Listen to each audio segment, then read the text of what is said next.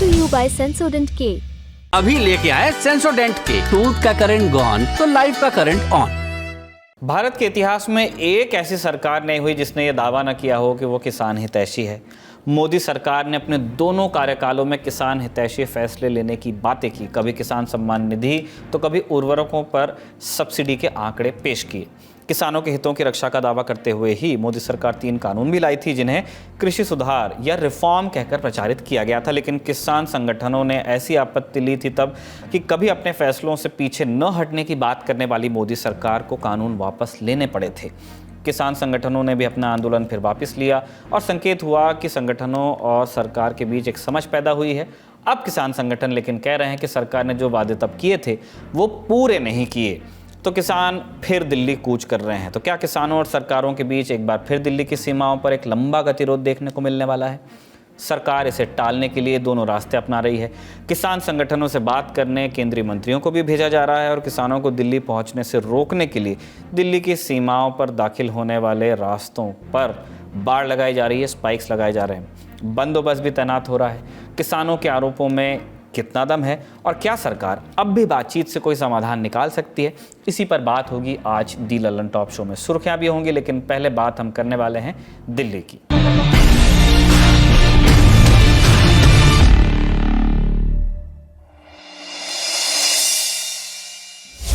देश की राजधानी दिल्ली की सीमाओं से आई इन तस्वीरों को आप देखिए। आगे की चर्चा सुगम और स्पष्ट तभी हो पाएगी।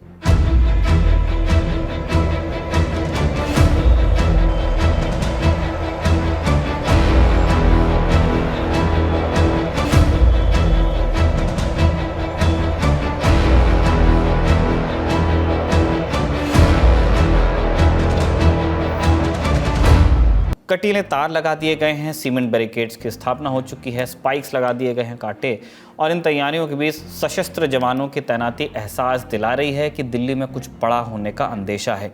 दिल्ली की सीमाओं पर पुलिस और प्रशासन की मुस्तैदी और तैयारियां युद्ध स्तर पर चल रही हैं। क्यों? क्योंकि देश के कई किसान संगठनों ने 13 फरवरी को दिल्ली कूच का ऐलान किया है। दिल्ली की बॉर्डर पर सख्त पहरेदारी है। किसानों को रोकने के लिए दिल्ली हरियाणा बॉर्डर पर सुरक्षा कड़ी कर दी गई है। दिल्ली पुलिस ने एडवाइजरी जारी कर ट्रैफिक डायवर्जन के बारे में भी लोगों को आगाह कर दिया है। धारा 144 लगा दी गई है और इसका उल्लंघन करने वालों की तुरंत गिरफ्तारी का हुक्म भी जारी हो गया है। दिल्ली पुलिस टिकरी बॉर्डर पर ड्रोन्स के जरिए निगरानी कर रही है। वहीं सिंघू बॉर्डर पर 3 लेयर की सिक्योरिटी का प्लान है। बैरिकेडिंग के साथ साथ पूरे सिंघू बॉर्डर से लेकर मुकरबा चौक तक 16 किलोमीटर के रास्ते को 8 जोन्स में बांट दिया गया है। किसानों को रोकने के लिए दिल्ली पुलिस के प्लान के बारे में डिटेल जानकारी आज तक के संवाददाता सुशांत मेहरा ने हम तक पहुंचाई। वो ग्राउंड पर ही मौजूद हैं, आप सुन लीजिए। हम इस वक्त मौजूद हैं सिंघू बॉर्डर पर और एक मैप के जरिए आपको हम समझाना चाहेंगे कि क्या है दिल्ली पुलिस का एक्शन प्लान किसानों को रोकने के लिए।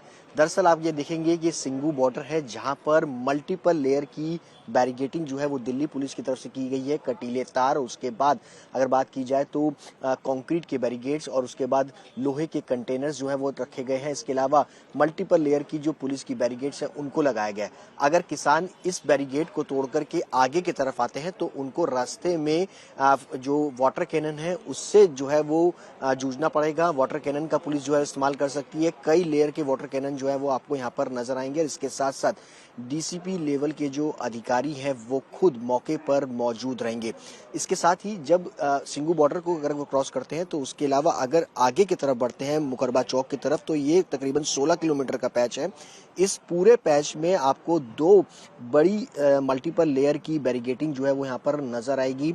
यहाँ पर भी आपको वाटर कैनन जैसे जो वाहन है उनका इस्तेमाल जो है वो दिल्ली पुलिस करेगी। इसके साथ साथ डीसीपी, एसीपी, इंस्पेक्टर लेवल के अधिकारी और उसके साथ साथ पैरामिलिट्री फोर्सेस के जवान जो है वो पूरी तरीके से तैनात रहेंगे कि अगर किसान आगे बढ़ते हैं तो उनको रोका जाए। आज तक की एक रिपोर्ट बताती है कि 13 फरवरी को पंजाब और हरियाणा के कई जिलों से करीब 25,000 किसान अपनी मांगों के साथ दिल्ली में दाखिल होने की तैयारी में हैं। बताया जा रहा है कि हरियाणा, पंजाब और पश्चिमी उत्तर प्रदेश के किसान अपने मार्च में हज़ारों ट्रैक्टर्स भी लेकर आएंगे। हरियाणा सरकार ने राज्य के 15 जिलों में धारा 144 लागू कर दी है। ट्रैक्टर ट्रॉलीज में किसी भी तरह के प्रदर्शन या मार्च पर प्रतिबंध है। फिलहाल इन राज्यों के अलग अलग बॉर्डर पर मौजूद पत्रकारों ने हमें ग्राउंड से मौजूद हालातों के बारे में क्या बताया, आप सुनिए। आपको याद हो कि जो कृषि कानूनों के खिलाफ प्रदर्शन था उसमें गाजीपुर बॉर्डर भी एक केंद्र था, एपी सेंटर था, और इसीलिए कि कहीं ऐसा ना हो कि दूसरे किसान संगठन भी इसमें शामिल हो जाएं, इसीलिए गाजीपुर बॉर्डर पर एहतियात के तौर पर देखिए पहले से बैरिकेडिंग लगाई गई है, स्पीकर बांधे जा रहे हैं, सीसीटीवी कैमरा लगाए जा रहे हैं। ये किस लिए लगाया जा रहा है? ये सर किसान आंदोलन के लिए लगाया जा रहा है। तो पुलिस लगा रही है ये? हाँ जी सर। कितने स्पीकर, ये बैरिकेड और कितने कैमरा लगाए गए यहाँ पे? कैमरे तो सर पता नहीं, हम तो स्पीकर लगा रहे हैं सर। कितना स्पीकर लगा रहे हैं? करीब करीब 16 स्पीकर लगा रहे हैं। 16 स्पीकर यहाँ लगाए गए हैं। साथ ही अब मैं जहाँ खड़ा हूँ ये दरअसल उत्तर प्रदेश है, अभी दिल्ली मेरठ हाईवे है, और इस पर अगर आप देखेंगे तो यहाँ पीछे लाइन से करीबन 5-6 पुलिस वैन यहाँ लगा दी गई हैं। बैरिकेड्स रख दिए गए हैं पहले ही बड़ी संख्या में कि अगर कहीं हालात शंभू बॉर्डर जो है वहां नहीं संभलते हैं और उसके बाद दूसरे किसान संगठन भी जुड़ने लगेंगे तो सड़कों के दोनों तरफ बैरिकेडिंग यहां पर पहले ही रख दी गई है, तो ये रास्ता भी बंद कर दिया जाएगा। हम लोग शंभू बॉर्डर पर मौजूद हैं और शंभू बॉर्डर एक तरह की पुलिस छावनी में तब्दील हो चुका है। पुलिस कोई भी चांस नहीं ले रही है ताकि जो प्रदर्शनकारी है अपने ट्रैक्टर लेकर आगे बढ़ सके। देखिए इस वक्त एक मशीन, एक क्रेन वहां पर तैनात है और इन दो पुलों के बीच में जो घग्गर नदी के ऊपर से गुजरते हैं, पुलिस ने ट्रेंचेस खोद दी हैं और कोई भी जगह ऐसी नहीं छोड़ी है जहां से ट्रैक्टर गुजर सके। देखिए कितनी गहरी ट्रेंचेस यहां पर खोदी हुई हैं और ये ट्रेंचेस सड़क के दोनों ओर खोदी गई हैं। पहले लोग पैदल यहां से चलने का प्रयास कर रहे थे और वहीं पुलिस बाकायदा अनाउंसमेंट भी कर रही है। लोग इस नदी को पैदल ही, घग्गर नदी को पैदल ही क्रॉस करने की कोशिश कर रहे थे, लेकिन अब उसे भी रोक दिया गया है। पुलिस बाकायदा लाउड स्पीकर पर लोगों को आगाह कर रही है कि सड़क बंद है, आगे जाने की कोशिश ना करें। पूरी तरह से देखिए ये शंभू बॉर्डर एक बार फिर से छावनी के रूप में तब्दील हो चुका है। पुलिस की पूरी तरह से तैनाती यहां पर है और आधा किलोमीटर के लगभग का जो सड़क क्षेत्र है वहां पर कंक्रीट के स्ट्रक्चर्स लगाए गए हैं और कोशिश यही है कि प्रदर्शनकारी अब की बार हरियाणा में प्रवेश न कर पाए। इसके अलावा कई और इंतजाम भी किए गए हैं, जैसे कि पेट्रोल पंप या फ्यूल स्टेशन को डायरेक्शंस दी गई है कि ट्रैक्टर वाले कोई भी आए उनको पेट्रोल भरने की इजाजत न दी जाए वरना आपके खिलाफ ही कार्रवाई हो सकती है। इसके अलावा 7 जिलों में इंटरनेट और बल्क एसएमएस सर्विसेज को सस्पेंड कर दिया गया है ताकि कोई भी तरह की अफवाह ना फैले। वहीं अगर फार्मर्स की बात करें, किसान पंजाब के विभिन्न इलाकों से अब चलना शुरू हो गए हैं। आज रात फतेहगढ़ साहब में उनके पहुंचने का अनुमान है। हालांकि आज सड़कों पर कोई भी ट्रैक्टर हमें यहां दिखाई नहीं दे रहा है, लेकिन 13 फरवरी को जब उन्होंने किसान संगठनों ने दिल्ली चलो का नारा दिया है, ट्रैक्टर सड़कों पर दिखाई दे सकते हैं।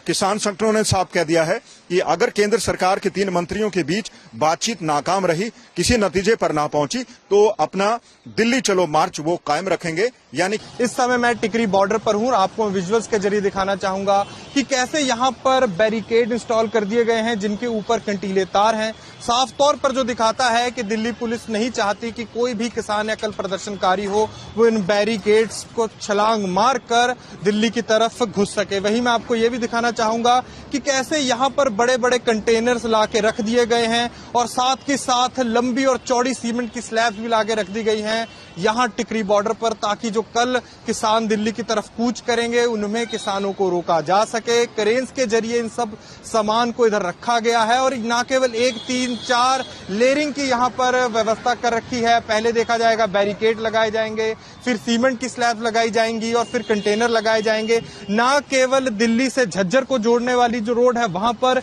दूसरी तरफ झज्जर से दिल्ली को जोड़ने वाली जो रोड है वहां पर भी ऐसी व्यवस्था कर दी गई है। दिल्ली के साथ जो और बॉर्डर्स लगते हैं, चाहे वो गाजीपुर हो, सिंगू बॉर्डर हो, वहां से भी ऐसी तस्वीरें आ रही हैं। हम आपको तस्वीरें दिखाते हैं कि पंजाब हरियाणा बॉर्डर की हैं। इस समय जहां पर एक ट्रिपल लेयर की जो सख्त जो बैरिकेडिंग वहां पर की गई, आप देख सकते हैं कि पत्थर जहां पर लगाए गए हैं उसके बीच लोहे और सीमेंट को भरकर, बजरी भरकर किसानों को रोकने के लिए इंतजाम किए जा रहे हैं और दूसरी ओर वेल्डिंग किया जा रहा है। आप देख सकते हैं उसके आगे कई लेयर की और जो बैरिकेडिंग, सख्त बैरिकेडिंग हो रही है जो पिछले साल के मुकाबले कई गुना ज्यादा है। जब 2020 में किसान दिल्ली गए थे तो उस समय सिर्फ मिट्टी के और पत्थर लगे हुए थे, लेकिन अभी इसके आगे आप देखिए कि जो कंटेनर हैं वो रखे गए हैं। इसके आगे एक और नहर है, उसके ऊपर भी आगे यानी कि कई गेट की जो बैरिकेडिंग है वो की गई है हरियाणा पुलिस की ओर से। किसानों को दिल्ली आने से रोकने के अरेंजमेंट्स सिर्फ बॉर्डर तक ही सीमित नहीं है।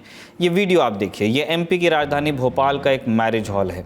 इसकी छत पर खड़े होकर नारेबाजी करते ये लोग कर्नाटका के किसान हैं। ये किसान कर्नाटका एक्सप्रेस में सवार होकर दिल्ली जा रहे थे। आज तक के पत्रकार रविशपाल सिंह की रिपोर्ट के मुताबिक इंटेलिजेंस से एमपी पुलिस को इनपुट मिला और बीती रात पुलिस ने कर्नाटका के इन किसानों को भोपाल रेलवे स्टेशन पर उतार लिया। इन किसानों की संख्या 66 के करीब बताई जा रही है। पुलिस ने भोपाल के एक मैरिज हॉल में रखा है। भोपाल पुलिस के आला अधिकारियों का कहना है कि कर्नाटका के इन किसानों को विनम्रता पूर्वक रोका गया है। इस दौरान उन पर बल प्रयोग नहीं किया गया, लेकिन कर्नाटक के किसानों पर पुलिस के इस एक्शन की खबर उनके गृह राज्य पहुंची। तब मुख्यमंत्री सिद्धारमैया ने मध्य प्रदेश सरकार की निंदा करते हुए उन किसानों को दिल्ली में 13 फरवरी को होने वाले प्रदर्शन में भेजने की मांग रखी। एनआईए के मुताबिक केंद्रीय खुफिया एजेंसी के एक अधिकारी ने दावा किया है कि बैरिकेड्स को हटाने के लिए ट्रैक्टर्स में हाइड्रोलिक उपकरण लगाए गए हैं। आंसू गैस के गोले से लड़ने के लिए आग प्रतिरोधी हार्ड शेल ट्रेलर तैयार किए जा रहे हैं। किसानों ने इन संशोधित वाहनों के साथ अभ्यास भी किया है, ये दावा है। दैनिक भास्कर की एक रिपोर्ट में छपा है कि पंजाब के किसानों ने दिल्ली कूच की तैयारी और तेज़ कर दी है। अमृतसर के हज़ारों किसान सैकड़ों ट्रैक्टर ट्रॉलीज में अनाज, पानी और बिस्तर समेत फतेहगढ़ साहिब की ओर कूच कर चुके हैं। दैनिक भास्कर की रिपोर्ट के मुताबिक पंजाब किसान मजदूर संघर्ष समिति के महासचिव सरवन सिंह पंधेर का कहना है कि हम राष्ट्र विरोधी नहीं हैं, हम इस देश के नागरिक हैं। 75 वर्षों से हमारी मांगें थीं जो नहीं सुनी गई। हम शांति से आगे बढ़ेंगे और हमारा उद्देश्य है कि सरकार हमारी मांगों को सुन ले। किसानों की मांग क्या है, आपको समझाते हैं। सरकार न्यूनतम समर्थन मूल्य यानी एमएसपी के लिए कानून बना दे। स्वामीनाथन आयोग की सिफारिशों को लागू किया जाए। ये वही एमएस स्वामीनाथन हैं जिन्हें 3 दिन पहले सरकार ने भारत रत्न देने का ऐलान किया है। लखीमपुर खीरी हिंसा के पीड़ितों को न्याय मिले। कृषि वस्तुओं, दूध उत्पादों, फलों, सब्जियों और मांस पर आयात शुल्क कम करने के लिए भत्ता बढ़ाया जाए। किसानों और 58 साल से अधिक आयु के कृषि मजदूरों के लिए प्रतिमाह पेंशन देने की योजना लागू की जाए। विद्युत संशोधन विधेयक 2020 को रद्द किया जाए। किसानों की ये मांगें उस वक्त भी सुनाई दी थीं जब 17 सितंबर 2020 के दिन लोकसभा से 3 कृषि कानूनों को मंजूरी मिल गई थी। राष्ट्रपति ने तीनों कानूनों के प्रस्ताव पर 27 सितंबर को दस्तखत किए। इसके बाद से किसान संगठनों ने कृषि कानूनों के खिलाफ आंदोलन शुरू किया। इस आंदोलन में पंजाब, हरियाणा, यूपी समेत देश के अन्य राज्यों के किसान दिल्ली में जुटे। करीब साल भर किसानों का प्रदर्शन चला। किसानों के इस आंदोलन को विश्वव्यापी मीडिया कवरेज भी मिली, हिंदुस्तान में भी मिली। आखिरकार मोदी सरकार को किसानों की मांगें माननी पड़ी। 19 नवंबर 2021 को प्रकाश पर्व के दिन प्रधानमंत्री नरेंद्र मोदी ने 3 कृषि कानूनों को वापस लेने का ऐलान किया। वो कानून कौन कौन से थे? कृषि उपज व्यापार और वाणिज्य संवर्धन और सरलीकरण विधेयक 2020, कृषक सशक्तिकरण संरक्षण कीमत आश्वासन और कृषि सेवा पर करार विधेयक 2020, आवश्यक वस्तु संशोधन विधेयक 2020।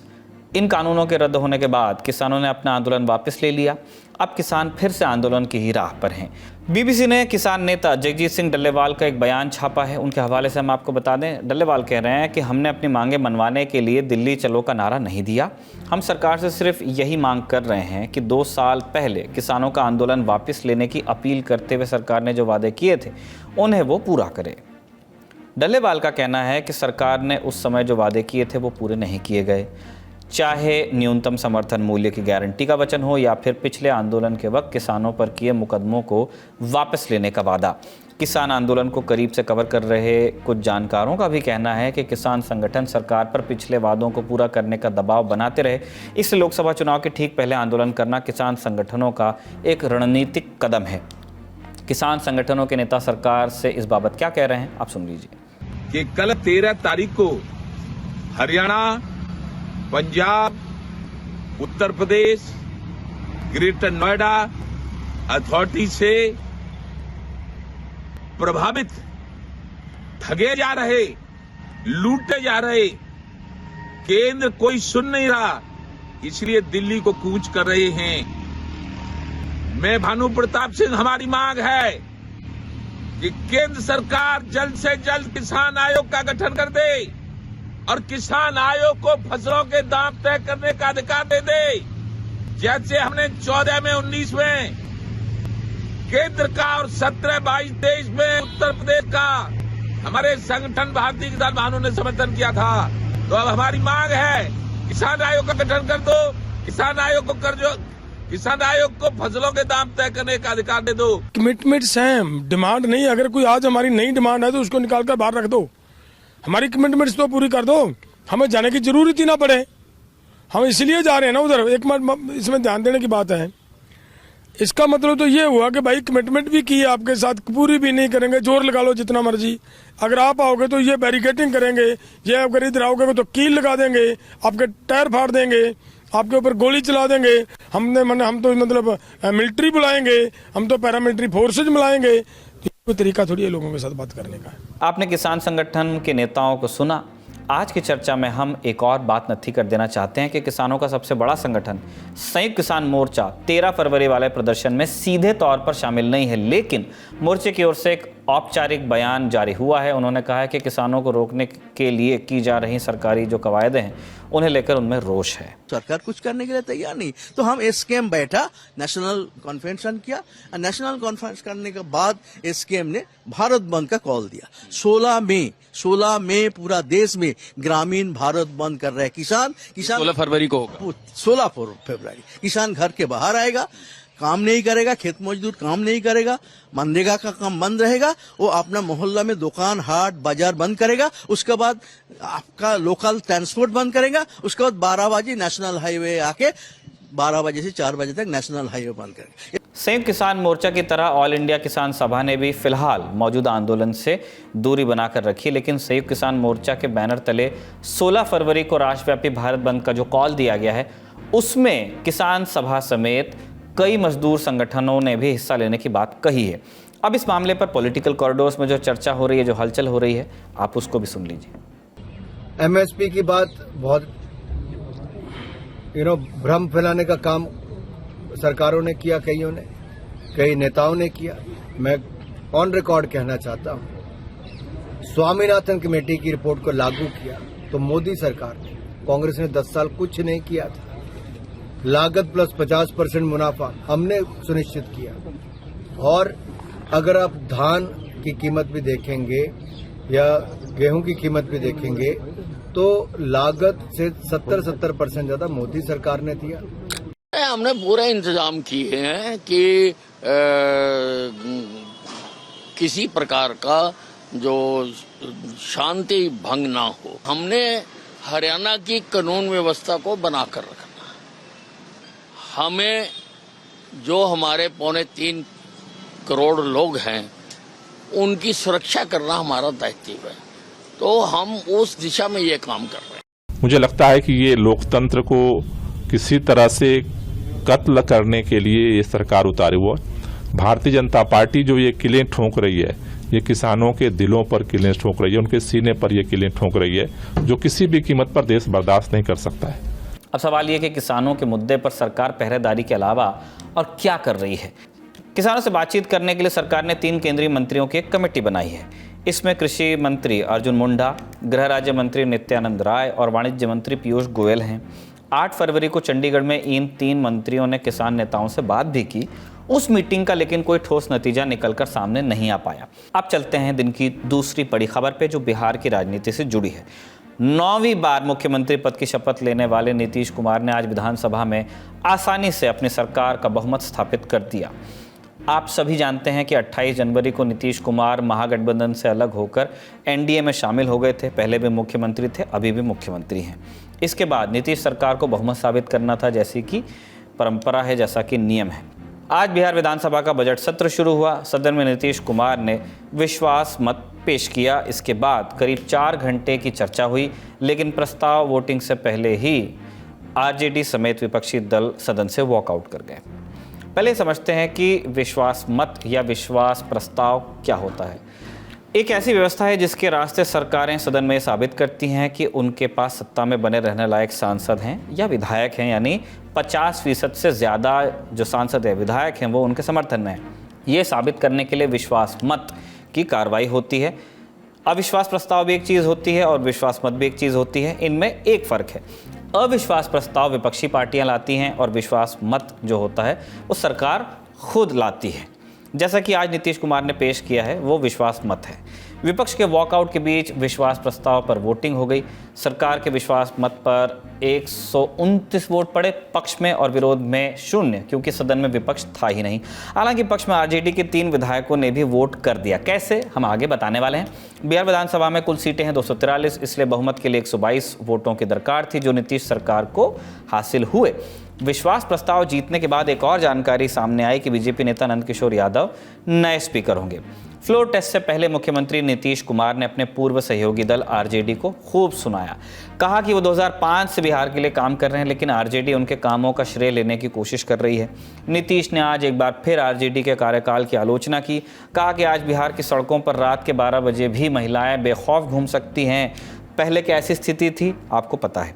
आरजेडी से अलायंस तोड़ने पर नीतीश ने क्या कहा, आप सुन लीजिए। 7 निश्चय मेरी आइडिया थी, किसी और का नहीं था, और जब मेरे साथ आ रहे थे तो स्वीकार किए और पहले गड़बड़ नहीं किए। और कुछ दिन के बाद हम देख रहे थे कि काम ठीक नहीं कर रहे हैं ये लोग, तब हमने फिर वापस इन लोगों का साथ। और उसके बाद फिर 2020 में जब हमने 7 निश्चय 2 तय किया, तो इन लोगों ने पूरा का पूरा साथ दिया और एक साथ उसको भी किया। और जब आप लोग आए तो 7 निश्चय 2 का काम हो रहा था, तभी क्लेम कर रहे हैं कि आप ही किए हैं। इतने बड़े पैमाने पर सबकी नियुक्ति हो रही थी, तो शिक्षा के मंत्री कौन थे? और शिक्षा के बारे में जो तय हो गया था और वही हो रहा था, तब आप लोग आए तो जबरदस्ती शिक्षा ले लिए। एक बार कांग्रेस में शिक्षा लिया था, लेकिन इधर उधर नहीं किया। अब आप शिक्षा लिए तो अपने गड़बड़ करते थे, हर बार रोक देते थे, हर बार रोकते थे। फ्लोर टेस्ट से पहले बिहार विधानसभा के स्पीकर अवध बिहारी चौधरी को हटाने के लिए अविश्वास प्रस्ताव भी आया। बीजेपी विधायक नंदकिशोर यादव ने यह प्रस्ताव पेश किया। इस प्रस्ताव के पक्ष में 125 वोट पड़े और विपक्ष में 112। इसके बाद प्रस्ताव पारित होने के बाद स्पीकर ने कुर्सी छोड़ी और फिर डिप्टी स्पीकर महेश्वर हजारी ने विधानसभा को चलाया। नीतीश सरकार के इस विश्वास प्रस्ताव से पहले बीते 2 दिन जो थे, उसमें बिहार में खेला होने की अटकलें चल रही थी। दावा किया जा रहा था कि जदयू के कुछ विधायक पलट सकते हैं। आरजेडी नेता मृत्युंजय तिवारी ने मीडिया के सामने यहां तक दावा कर दिया था कि उनके सभी विधायकों ने एक साथ रहने का फैसला किया है और ये सरकार जो है 24 घंटे की मेहमान है। ऑपरेशन लोटस पर ऑपरेशन लालटेन भारी पड़ेगा, ऐसी बातें हो रही थी, लेकिन आज विधानसभा से जो तस्वीरें आई वो सबको चौंका ही रही थी। आरजेडी के ही 3 विधायक चेतन आनंद, नीलम देवी और प्रहलाद यादव विधानसभा में फ्लोर टेस्ट से पहले पलट गए। तीनों सदन में सत्ता पक्ष की तरफ जाकर बैठ गए। कौन है ये 3 विधायक, आपको बता देते हैं। शिवहर से विधायक चेतन आनंद माफिया से नेता बने पूर्व सांसद आनंद मोहन के बेटे हैं। आनंद मोहन वही हैं जो गोपालगंज के पूर्व डीएम जी कृष्णैया की हत्या में उम्र कैद की सजा काट रहा था, लेकिन पिछले साल नीतीश सरकार ने जेल नियमावली में बदलाव किया। इसके बाद आनंद मोहन रिहा हो गया। तब भी सुशासन बाबू पर सवाल उठे थे। विपक्षियों ने अपराधियों से गठजोड़ का इल्जाम लगाया था। आज फ्लोर टेस्ट से पहले चेतन आनंद ने अपने फेसबुक पोस्ट पर लिखा, सुनिएगा, ठाकुर के कुएं में पानी बहुत है, सबको पानी पिलाना है। ये जो था आरजेडी सांसद मनोज झा पर कटाक्ष था। मनोज झा ने पिछले साल संसद में ओम प्रकाश वाल्मीकि की कविता ठाकुर का कुआं सुना दी थी। वहीं नीलम देवी मोकामा से विधायक हैं। पूर्व विधायक और आर्म्स एक्ट में जेल की सजा काट रहे अनंत सिंह की पत्नी हैं आप। अनंत सिंह की विधायकी जाने के बाद साल 2022 के उपचुनाव में नीलम देवी चुनाव लड़ी थी। अनंत सिंह के घोर विरोधी रहे ललन सिंह और फिर नीतीश कुमार ने भी तब नीलम देवी के लिए प्रचार किया था। मजे की बात यह है कि ललन सिंह ने पिछला लोकसभा चुनाव नीलम देवी के खिलाफ लड़ा था। तब चुनाव प्रचार के दौरान ललन सिंह ने कहा था कि अनंत सिंह जैसे अपराधियों के आतंक से मोकामा को मुक्ति दिलानी है। प्रहलाद यादव लखीसराय के सूर्यागढ़ से विधायक हैं। प्रहलाद यादव आरजेडी के संस्थापकों में से एक रहे हैं। लखीसराय से पार्टी के जिलाध्यक्ष भी हैं। इन तीनों विधायकों ने जब ऐन मौके पर पाला बदला तो तेजस्वी यादव ने बिना नाराज हुए तीनों का धन्यवाद भी कर दिया। तेजस्वी ने कहा कि उन नेताओं की मजबूरी वो समझ सकते हैं, लेकिन इसके बाद तेजस्वी ने मुख्यमंत्री नीतीश कुमार पर तंज कसने शुरू कर दिए। उन्होंने कहा कि वो मुख्यमंत्री नीतीश कुमार को धन्यवाद देना चाहते हैं जो 9 बार शपथ लेकर इतिहास रचने का काम किया। इसके बाद तेजस्वी ने बीजेपी और जदयू पर तंज कसना शुरू किया। कहा कि क्या मोदी की गारंटी में ये है कि नीतीश कुमार अब नहीं पलटेंगे? किसी भी बिहार में बच्चा से पूछ लीजिए कि क्या होने जाएगा, नीतीश जी पे भरोसा है कि नहीं है, वो क्या क्या शब्द का प्रयोग करेगी जो हम लेना नहीं चाहते। और मोदी जी का गारंटी तो बहुत मजबूत वाला गारंटी है। ए मोदी जी के गारंटी वालों, क्या मोदी जी गारंटी लेंगे? फिर से पलटेंगे कि नहीं पलटेंगे, जरा बता के दिखा दो, बताइए। मोदी जी के गारंटी वालों बताओ, बताइए, पलटेंगे कि नहीं पलटेंगे मोदी जी का गारंटी? विश्वास प्रस्ताव को लेकर बिहार की राजनीति को लेकर कई दावे किए जा रहे थे। कांग्रेस ने पहले ही जोड़ तोड़ के डर से अपने विधायकों को हैदराबाद भेज दिया था। ये सभी विधायक फ्लोर टेस्ट से पहले बिहार वापस लौटे। इधर भी कभी जदयू के विधायकों की कथित नाराजगी का दावा हुआ तो कभी बीजेपी के विधायकों के गायब होने की बात हुई। आज स्पीकर के खिलाफ अविश्वास प्रस्ताव के दौरान जदयू बीजेपी के 5 विधायक कम थे। 125 वोट पड़े थे, लेकिन इस वोटिंग के बाद 4 विधायक सदन में पहुंच गए। बीजेपी के 3 विधायक मिश्री लाल यादव, रश्मि शर्मा, भगीरथी देवी विधानसभा पहुंचे। जदयू की भीमा भारती भी सदन में आ गई। सिर्फ एक जदयू विधायक दिलीप राय सदन में मौजूद नहीं बताए गए। विधायकों की गैर मौजूदगी पर डिप्टी सीएम सम्राट चौधरी ने कहा कि उन सब का एक एक कर इलाज किया जाएगा। क्या हो गया? अकेला हो गया ना। और आपको स्पष्ट तौर पर बताता हूं, ये जो 5 विधायक हमारे गायब हुए हैं ना, एक एक का इलाज करूंगा, गलतफहमी में मत रहिएगा। और कहां कहां रहा, यहां तो सदस्य ने ही कहा कि हमरे लोग खाना हमरा खाए, और आज विधानसभा आ गए। आप हमको लोकतंत्र सिखाइएगा। लोकतंत्र लूट रहे थे आप, पिछले 1 सप्ताह से लूटने का काम कर रहे थे, और आप हमको सिखा रहे हैं। ये तो सामने सामने आए, अरे आप तो छुपा के रखे। सारे चीजों की जांच होगी, कंफर्म रहिए, कोई छूटने वाले नहीं है आप लोग। ये थी हमारी बड़ी खबरें। अब आपको सुर्खियों पर लेकर चलते हैं। पहली सुर्खी महाराष्ट्र से है। राज्य में कांग्रेस को मिलिंद देवड़ा, बाबा सिद्दीकी के बाद एक और झटका लग गया है, बड़ा झटका। आज राज्य के पूर्व मुख्यमंत्री और वरिष्ठ कांग्रेस नेता अशोक चव्हाण ने पार्टी से इस्तीफा दे दिया। साथ ही विधानसभा की सदस्यता भी छोड़ दी। दिसंबर 2008 से नवंबर 2010 के बीच चव्हाण राज्य के मुख्यमंत्री रहे। बाद में 5 साल प्रदेश कांग्रेस के भी अध्यक्ष रहे। चव्हाण कल तक प्रदेश कांग्रेस की बैठक में शामिल थे। अब संभावना है कि चव्हाण भी भाजपा में शामिल हो सकते हैं। पार्टी छोड़ने और बीजेपी में शामिल होने के सवाल पर उन्होंने कहा कि वो 48 घंटों में बता देंगे जो भी होगा। मैंने अभी तक कोई भी पार्टी में शामिल होने का फैसला नहीं लिया है। मेरे सामने अभी 2 दिन बाकी है। 2 दिन के बाद मैं मेरी जो राजनीतिक भूमिका है वो स्पष्ट करूंगा। 15 को आप शामिल होंगे बीजेपी में, जो अमित शाह होंगे। देखो, हर चीज की कोई वजह बताई नहीं जाती है, और मैं कभी भी पार्टी के इंटरनल मैटर्स को चौराहे पे रखने वाला आदमी नहीं हूं। जब तक था पार्टी का, ईमानदारी से कल तक मैं प्रदेश कांग्रेस में मीटिंग में हाजिर था, और मैं कल शाम से मैंने अपने आप को वहां से। अशोक चव्हाण के इस्तीफे के बाद कांग्रेस की प्रतिक्रिया भी आई है। कांग्रेस सांसद जयराम रमेश ने कहा कि कुछ लोगों को यह भ्रम नहीं रखना चाहिए कि उनके जाने से पार्टी टूट जाएगी।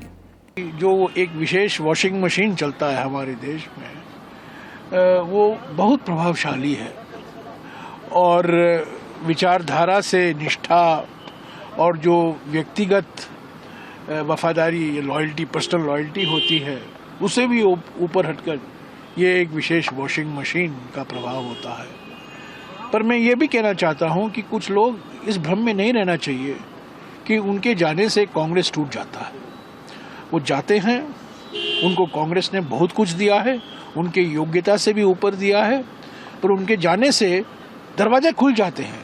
दूसरी सुर्खी तमिलनाडु से है, जहां एक बार फिर राज्यपाल आर.एन. रवि और सरकार के बीच तकरार देखने को मिल गई। आज विधानसभा सत्र के पहले दिन राज्यपाल ने भाषण पढ़ने से इनकार किया और वो सदन छोड़कर चले गए।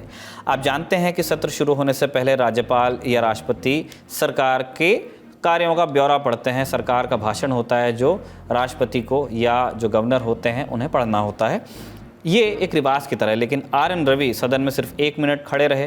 राज्यपाल ने कहा कि मैंने कई बार राष्ट्रगान को सम्मान देने, इसे संबोधन की शुरुआत और अंत में बजाने का अनुरोध किया, लेकिन इसे नज़रअंदाज किया गया। साथ ही उन्होंने कहा कि इस भाषण में कई ऐसी बातें हैं जिससे तथ्यात्मक और नैतिक तौर पर वो असहमत हैं, इसलिए अगर अपनी आवाज़ देंगे तो ये संवैधानिक त्रासदी होगी। इतना कहकर अपना संबोधन उन्होंने ख़त्म किया।